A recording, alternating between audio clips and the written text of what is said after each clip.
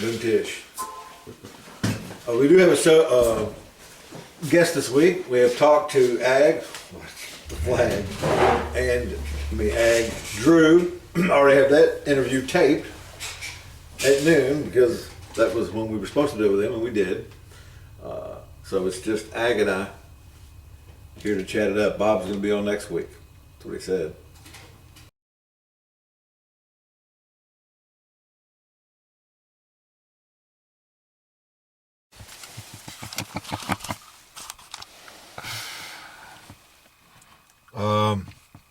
We're trying to make sure we got you on audio, Drew.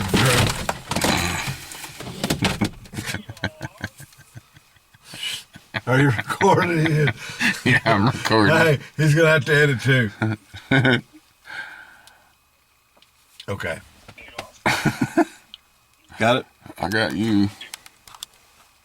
There you go, I got him. Yep, let me get back to my car and I'm doing my Meals on Wheels route. Wow. I see your house every time. Oh, Kevo. Wow. We're recording. There you go. That's good. All right.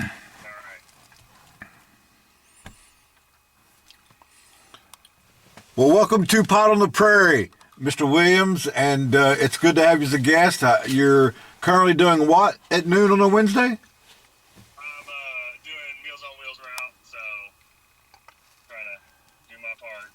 Right, which is one of the things I talk to Ag about all the time, that you're actually one of the young men who are walking the walk. Tell us what you're doing, Drew, for running for House. Sure, so I'm running for the United States House in the 1st Congressional District of Kentucky. That's Western and Central Kentucky, South Central Kentucky.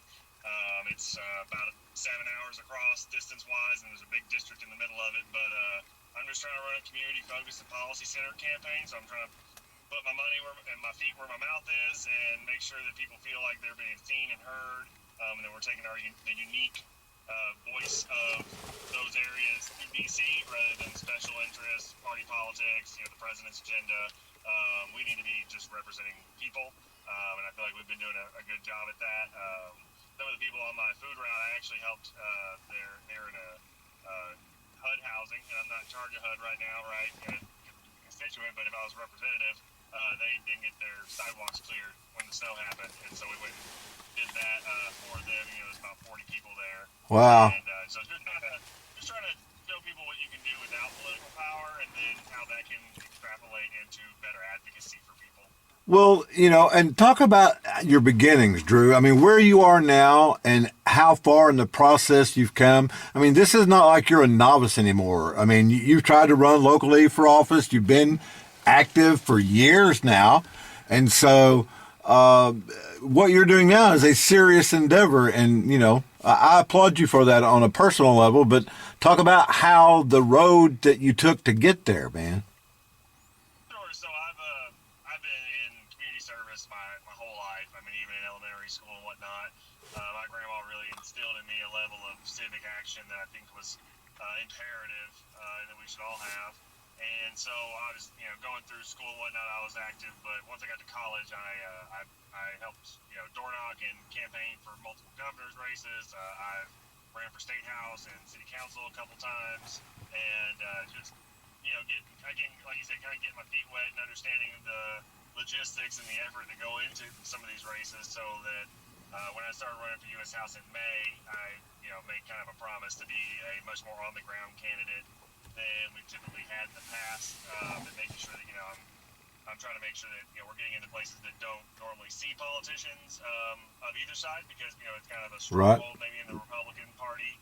Very rural community, and so they don't see a lot of the Republicans showing up, from the national level. But they also don't see Democrats showing up either. Right. So they're just sticking with their party lines, and we've made a lot of really good headway.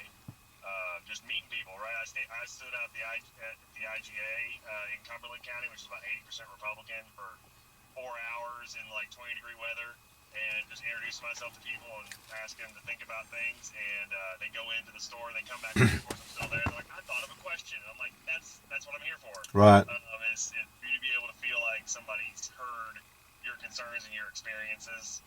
And I think that's just something that a lot of politicians, both sides of the aisle, are just not good at doing. They have an agenda and an idea of where they think it needs to go forward. But every time I hear a new issue or concern from a constituent, it shifts some of the places where I am.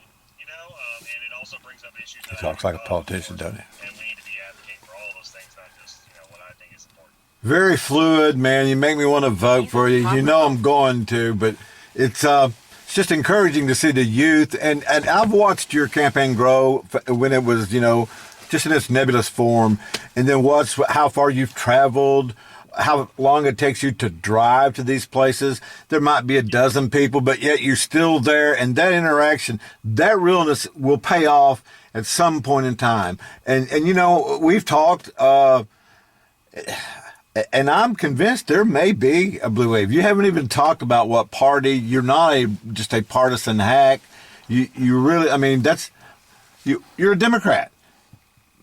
Yeah.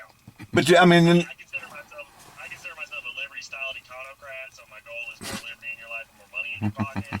Right. There's no political party for that. So historically, Democrats are better for the economy, with general workers' rights, general upliftment of wages, better workplace security and stability for families.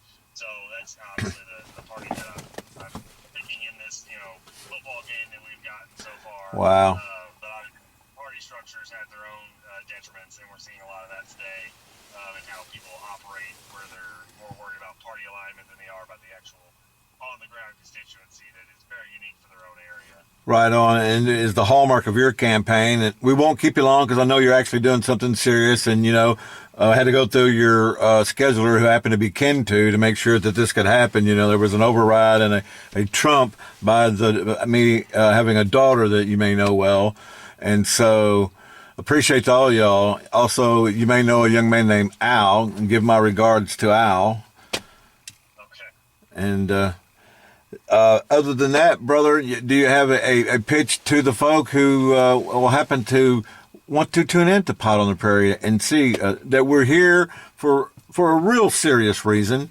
I watched the State of the Union last night. I've watched the State of the Union for decades. I see what happens. It saddens me of where we are as a country. And I hear the bitterness, and I see it, and it comes from me too. There has to be a way forward. And then I see you out humping it, walking the walk, doing it, giving out an example. It makes me proud and makes me think that the future's in good hands. So I'll give you a final word before we close up this interview, buddy. Sure. I'm just trying to make sure people know that I'm here for them. The goal is to run a community-focused, policy-centered, and people-first campaign. I am available. My phone number is 270-205-2727. My website is williamsforky.com. Any association of that works, Williams for Kentucky with 4 or FOR, it all goes to the same place.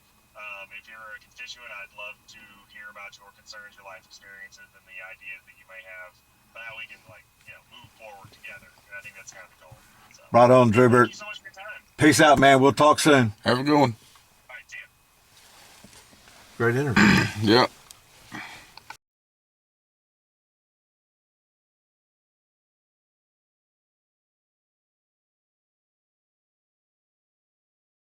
That's what it said. We're still on tape. Are we on? Yeah, we're on. Are we recording? With your hat on. My hat on. It's colder than shit in here. Excuse my language. If you had a hat, you wouldn't be cold. Well, I'm not bald. Not bald. Tish. I don't got no hair to help. All right. Well, as we do every week, just so we know, we start with the ag report. Yep. Soybeans just went up in our quarter. Something about a They're quarter. up 7 points today. 11.6225. Let's see what corn is. We've been doing this for 25 weeks. I have no idea what any of this shit means. I do know what's the blue mud. It's how much money you get per bushel.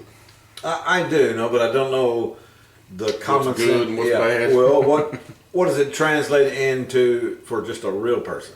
Well, it's basically, if they can make money or not. And if it stays low like this, they can't really make enough money to make it justified. So why go through it all if you ain't gonna make any money? So the price of stuff needs to be higher, or the cost of inputs need to go down, which that really ain't gonna happen unless they get fertilizer prices down. You still got the labor costs and everything else that ain't going down. So the price of the crop needs to come up. Give me the odds on that happening. Either one of those things. It depends greatly on the global. Like, yeah, if all the corn and, you know, some European country that produces a lot of corn gets hit and they lose all their crop, then corn here is going to go high because the demand isn't there. You know, the supply got dwindled, so the demand's going to stay the same. People ain't going to stop eating just because they need to. So. Okay, that doesn't sound encouraging either, that we're waiting for some kind of fatal flaw to happen for somebody else. Well, it ain't got to be that way. It could be a new product gets found out that they can make out of corn, or, you know, something that they could use these crops for besides feeding people. What do you do for a living, Ag? IT mostly.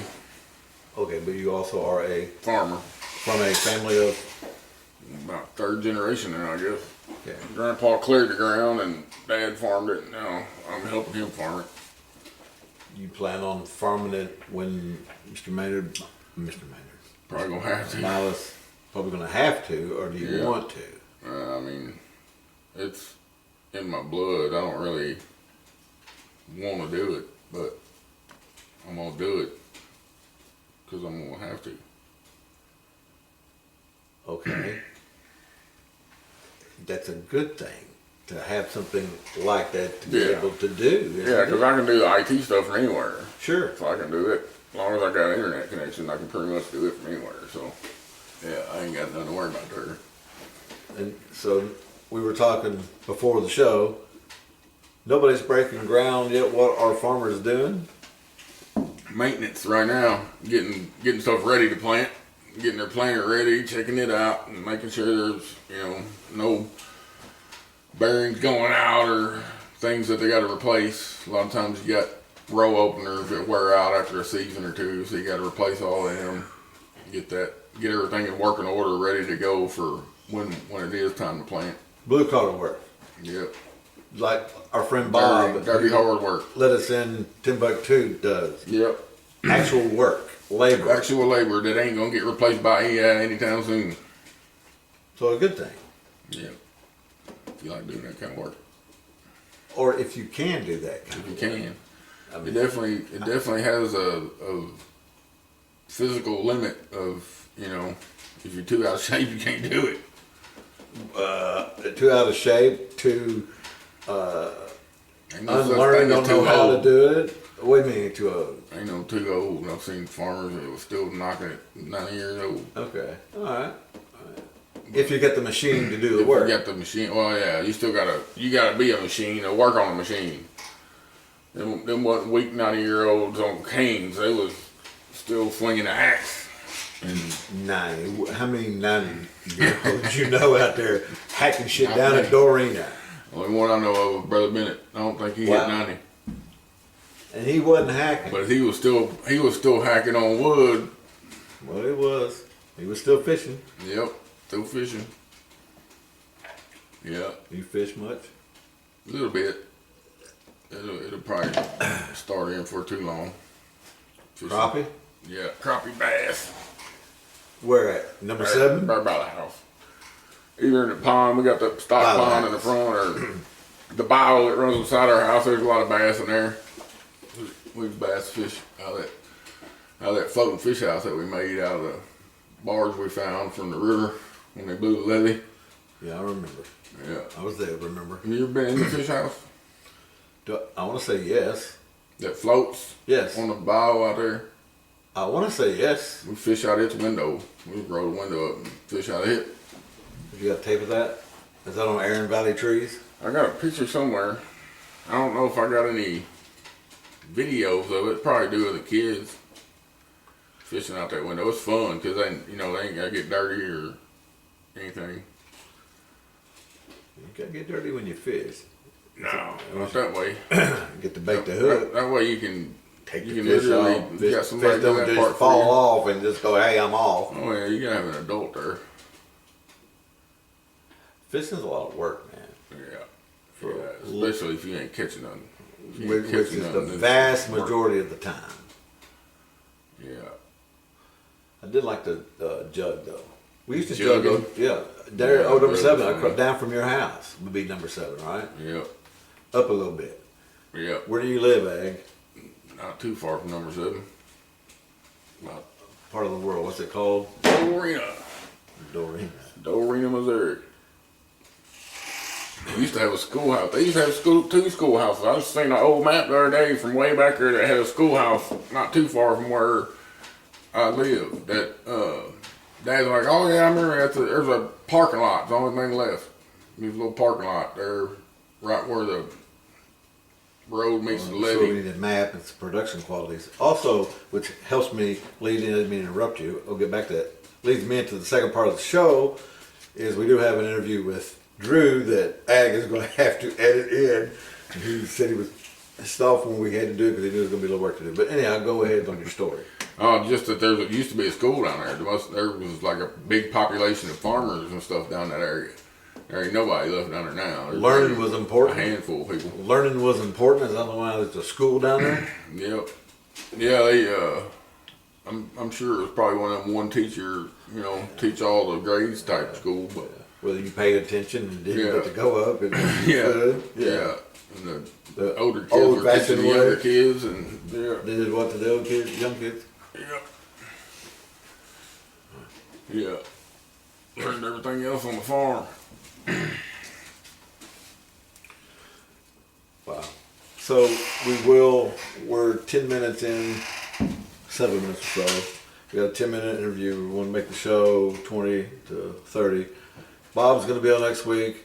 I had a couple of issues I really wanted to cover this week. Call it a heart attack. We'll call it a heart attack, not a stroke. I'm going to hit pause. So I'm going to hit pause and take a drink. Oh, because I don't know how much comedy I can bring with this, but I got to bring comedy.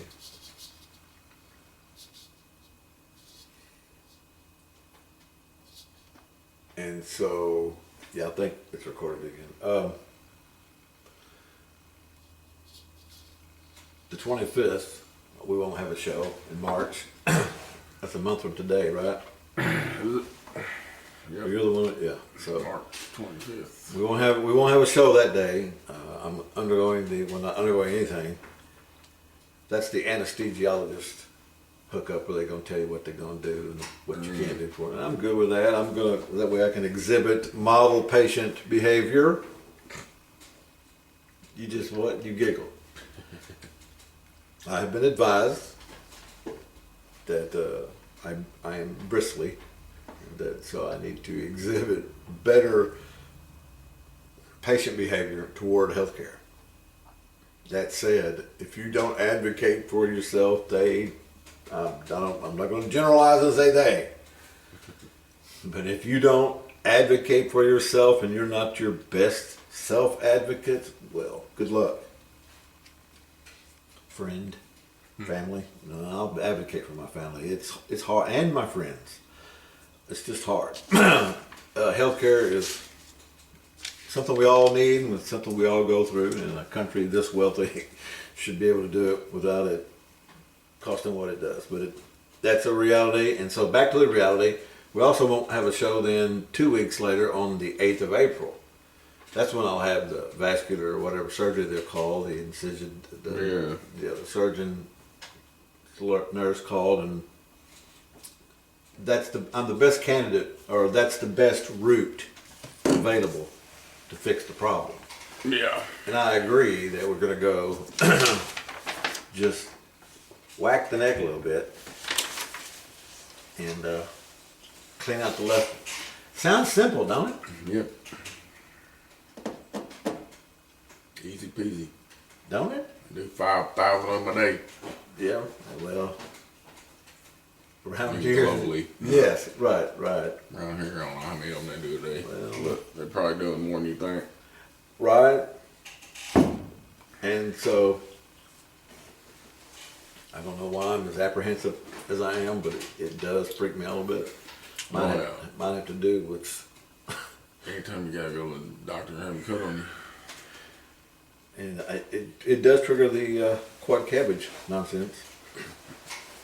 But so we have a show next week, and then a couple weeks, and then we'll be off for a couple weeks. Yep. But we're not going away, right? As far as I know. Lord willing, the creek will rise, because I mean, I want it to be part of the rehab, and you know how much I like to take selfies, I've been told. And we have stories to tell. There are things to do, places to go, people to see, right? Yep. So, short and sweet, it was today. We'll say bye, and we'll see you next week. The Lord willing, the creek will rise. Yep. Team on me, team on 3. 1, 2, 3, your mama.